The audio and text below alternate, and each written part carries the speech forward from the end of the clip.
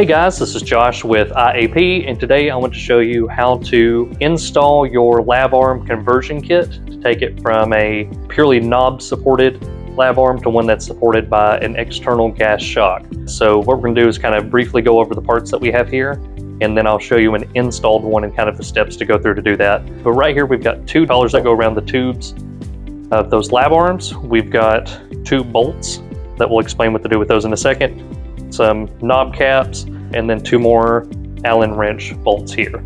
So the way that these things work is both collars are identical, but on the inside of the collar, you'll see that there's a little hex head insert, which is where you'll take your hex headed bolt, put it through, and it should recess down in there really nicely.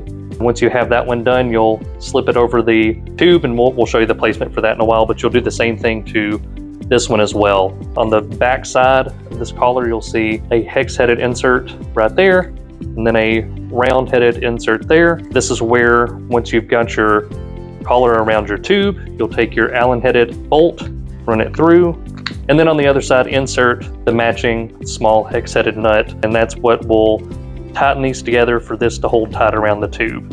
And then once you've got everything on, everything lined up, and you've got your nut on the main hex-headed bolt, you'll take your little cap and slide it over just to have a nice little aesthetic piece and something that isn't going to scrape up against anything. And lastly, you've got your gas shock.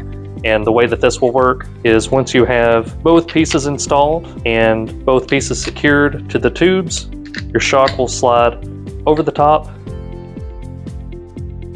of each of those hex-headed bolts, then use the matching nuts to secure those and then place the knobs over the top. So now we're going to go take a look at an actual arm that's got all of this installed. Okay, so before you get to actually mounting your gas shock, one thing you're going to want to do is go into your middle joint and your top joint and remove these internal tightly wound springs. They're not dangerous. They might be a little difficult to take off. I'm going to show you in just a second the process of going through to do that, but I've already removed these, so I'm just more or less going to be showing you the other internal parts that are in there and how to reassemble. So just for the ease of showing, we're going to just do this hood-sided joint. You'll notice on the arms that one side of these knobs is locked.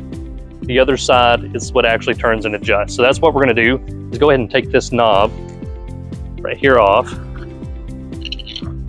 And of course, whenever you start to take these things off, there's a few pieces, so just be careful. On the inside of these, you'll see just a normal kind of threaded rod. It's threaded on both ends. You'll have to take this off in order to get to that spring. You may even have to slightly take this knob and give it a push towards the fixed knob side. This is just a little black cover that's clipped in. Pull that knob, then it will allow you to pull that spring. And then you can just reinsert everything back in. And then once you have that spring removed, everything else is just reassembly. You'll take your gasket and put it back, and then you'll thread that knob right back through. You'll put your washers and everything right back on, and then put your knob on, and that's it.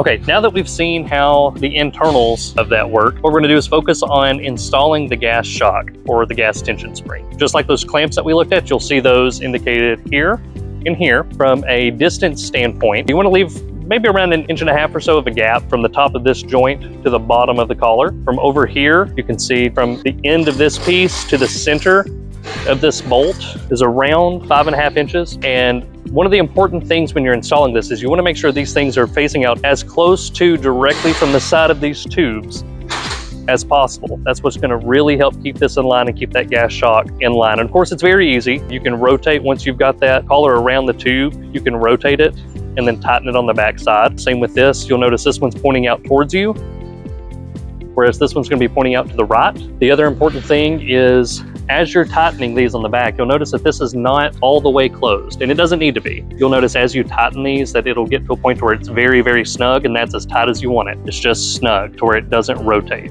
Then as you look at the arm dead on, you'll see that that is very well in line. There's nothing crooked about it. That gas shock is just very straight. Then I'll show you how this works with the shock on. This is how easy it moves.